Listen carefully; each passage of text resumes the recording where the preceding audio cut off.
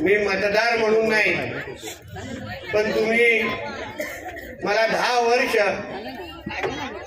तुमच्या कुटुंबातला एक सदस्य म्हणून, मित्र, मुलगा आणि भाऊ म्हणून मला जे सांभाळलं, यासाठी मी मनापासून तुमच्या सगळ्यांचे आभार मानतो। यापुढे भविष्यामध्ये कधी माझ्या देवगडला किंबहुना माझ्या देवगडचा आमदार हा मंत्री बनत नाही, हे कोणीही बोलण्याची हिंमत ठेवायची नाही। कारण का आज हे क्षण मला जे पाहायला मिळत आहे ते फक्त माझ्या देवगडकरांमुळेच आहे, हे माझी भावना आणि सत्य आहे। प्रत्येक निवडणुकीमध्ये 2014 असेल, 19 असेल आणि 2024 असेल, या प्रत्येक निवडणुकीमध्ये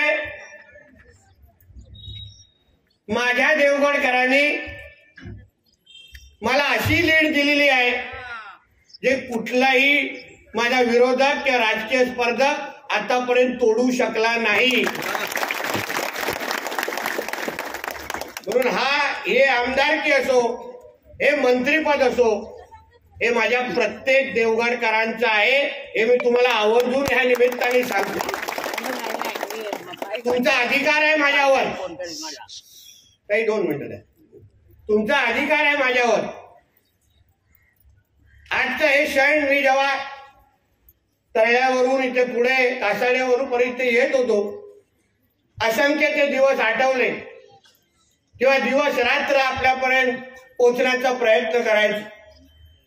मागे पुढे पोलिसांच्या गाड्या पाहिल्यानंतर विश्वास बसत नव्हता की हाही दिवस पाहायला मिळणार जेव्हा देवगडचा आमदार मंत्री म्हणून तुमच्या तालुक्यामध्ये येईल।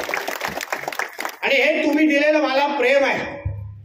मी खरंच तुम्हाला त्या क्षणी आमच्या प्रदेश अध्यक्षांचा मला फोन आला की रितेशजी नागपूरमध्ये या, तुम्हाला मंत्रिपदाची शपथ घ्यायची आहे।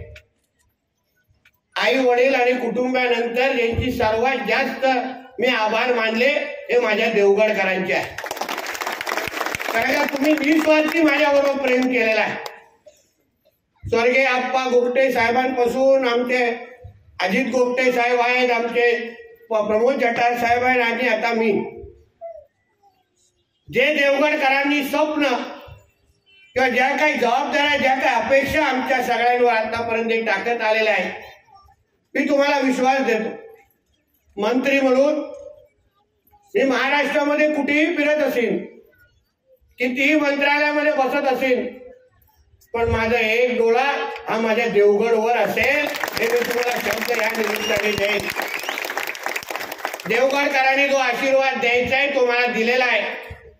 तुम्ही मतदार म्हणून, माझ्या घरच्या सदस्य म्हणून जे करायचं आहे ते पूर्ण केलेलं आहे। आता पुढची 5 वर्ष तुम्ही फक्त अनुभव घेत राहा, ते महाराष्ट्राचा मंत्री म्हणून तुमचा आमदार तुमची कशी सेवा करू।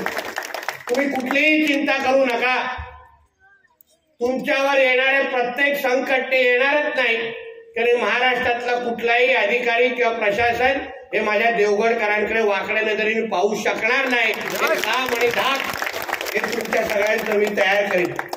तुम्हाला अभिमान वाटेल असं काम मंत्री म्हणून मी तुमच्यासाठी तुमची सेवा म्हणून करेन, एवढा शब्द तुम्हाला मी आजच्या निमित्ताने देतो, शब्द म्हणून देतो। असंख्य प्रश्न आहेत, मुद्दे आहेत, तुम्हा आपल्या सगळे विषय आहेत आमच्या नजरेसमोर। मी काय कधी न येणारा असा लोकप्रतिनिधी राहिलेलो नाही।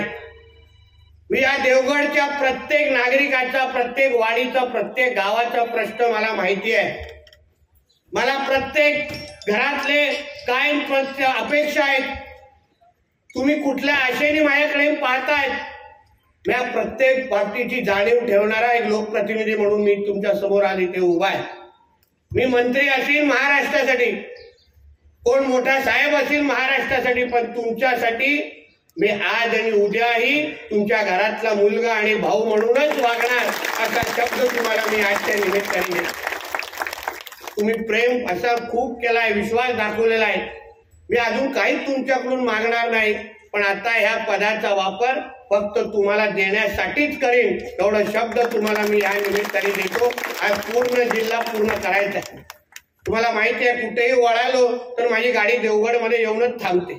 म्हणून माझ्या आई वडील पासून बायकोची एकच तक्रार आहे, तू नेहमी देवगडकडे तुझ्या दिशेने गाडी जाते, म्हणून ती गाडी नेहमी याच दिशेने यापुढे 5 वर्षांनी येईल असा विश्वास तुम्हाला मी आजच्या निमित्ताने देतो.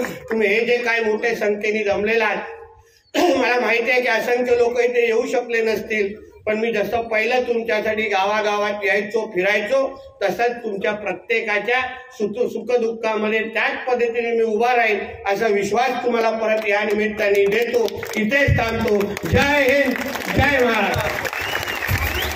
ताज्या अपडेट्स आणि ताज्या बातम्यांसाठी आजच सबस्क्राईब करा आपला Sindhudurg digital news channel. Like करा, शेअर करा, कमेंट करा आणि महत्त्वाचं म्हणजे बेल आयकॉनला क्लिक करायला विसरू नका.